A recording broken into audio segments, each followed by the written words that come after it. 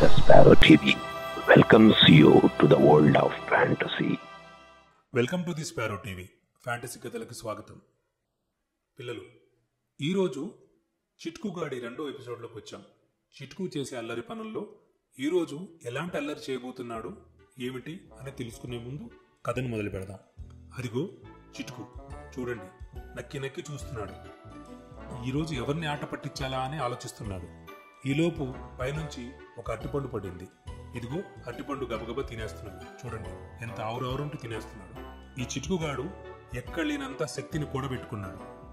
Already చిట్కుగాడికి ఒక మాయాకేళి శక్తి ఉంది కదా, ఆ శక్తిని ఎలా ఉపయోగిస్తున్నాడు, ఎవరి మీద ఉపయోగిస్తున్నాడు అనుకుంటున్నాం కదా.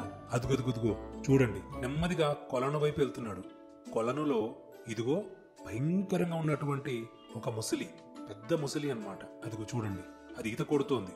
చిటుకు ఆలోచిస్తూ ఉన్నాడు ఏం చేద్దామని.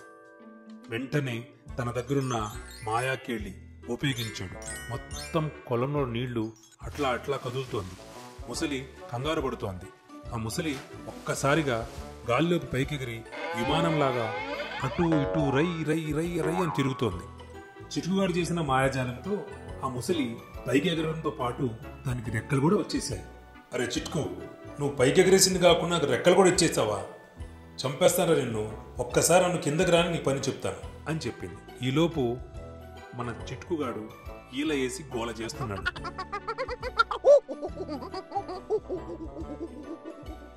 ముసలి అలా గాలిలో విమానంలాగా అటూ ఇటూ తిరుగుతూ ఉంటే మిగతా జంతువులన్నీ ఆశ్చర్యానికి లోని కంగారు పడుతూ ఆ ముసలి వైపు అలా చూస్తున్నాయి.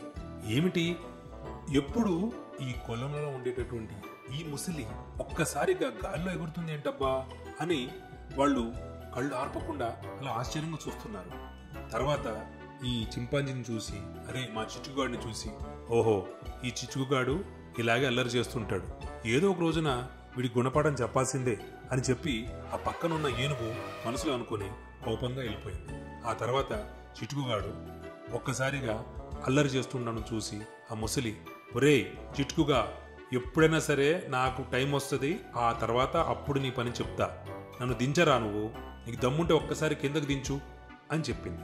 చిటుకుగాడు మళ్ళీ తన మాయాకేళిని అలా ప్రదర్శించాడు. ఒక్కసారిగా ఆ గాల్లో ఎగురుతున్నటువంటి ముసలి అలా నేల మీద ఇసుక మీద పడింది. ఒక్కసారి దుమ్ము ధూళి అలా పైకి లేచింది.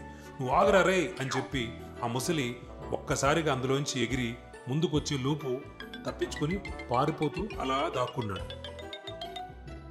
చిటుకుగాడు దాక్కొని ముసలి ఇంకేం చేస్తుందో అంటూ అలా నక్కి నక్కి చూస్తూ ఉండిపోయాడు. ఆ చెట్టు పైనుంచి ఒక్కసారిగా చింపాంజీ నెత్తి మీద ఓ పెద్ద పండు రాలిపడింది. కళ్ళు అలా తిరిగి కింద పడ్డాడు. అప్పుడు చింపాంజీ అనుకుంటుంది, వామ్మో నా మాయాకెళ్ళి పనిచేయట్లేదా ఏంటి అని అనుకుని కంగారు పడ్డాడు. అటు నుంచి ముసలి, ఏదైనా తప్పు చేశావనుకో ఖచ్చితంగా నువ్వు కూడా అనుభవించాల్సిందేరా, నువ్వు ఇప్పుడే కాదు ఇక తర్వాత చూడు నీ పని చెప్తా అని చెప్పి ముసలి అనుకుంటూ ఉంటుంది. ఆ తర్వాత అక్కడి నుంచి లేచి పారిపోయాడు చిట్కుగాడు. చిట్కుగాడిని మళ్ళీ ఆ ముసలి ఏం చేసింది, ఇంకేం చేయబోతున్నాడు చిట్కుగాడు, ఎవరిని అల్లరి చేయబోతున్నాడు తెలుసుకోవాలంటే నెక్స్ట్ ఎపిసోడ్లో చూద్దాం.